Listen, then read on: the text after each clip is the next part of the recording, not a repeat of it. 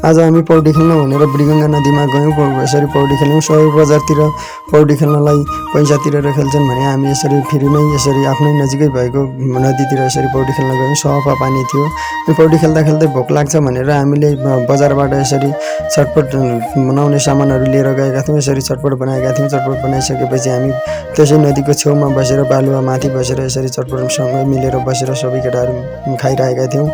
यसै बिचमा यसरी खाँदा खाँदै टन्न पेट भयो। पेट भइसके फेरि पौडी खेल्न गयौँ। पौडी खेल्न यसरी खाँदा खाँदै मलाई त एकदमै पानी तिर्खा लाग्यो। पानी तिर्खा लागिसकेपछि म एकदमै दगुरेर पानी खान गएँ। पानी खान गइसकेपछि मैले यसरी नदीतिरको पानी यसरी खाएको थिएँ। पानी एकदमै मिठो थियो, एकदमै सफा थियो। त्यसपछि दौडेर फेरि आएँ। माथि केटाहरूले सबै चटपट सक्छन् कि भनेर फेरि दौडेर आएँ। चटपट सुमाउनु भनेर लागेको थिएँ, तल बालुवामा हात गए रहेछ। अनि त्यसपछि फेरि म चटपट खान गएँ। त्यसपछि उता माछा छोप्न गएँ। माछा एउटा ठुलो फेला पऱ्यो। फेला परिसकेपछि यी केटाहरूले टन्न माछा माऱ्यौँ। त्यसपछि बजार पुग्यौँ। बजार पुगे सबै माछा राम्रोसँग धोएर फेरि हामीले चाउचाउ माछा एउटैमा हालेर यसरी पकाएका थियौँ।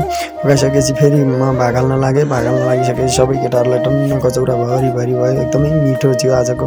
अनि यसरी नास्ता खायौँ। सबै केटाहरूले सँगै बसेर सँगै रमाइलो गर्दै यसरी नास्ता खायौँ। नास्ता टन्न भयो।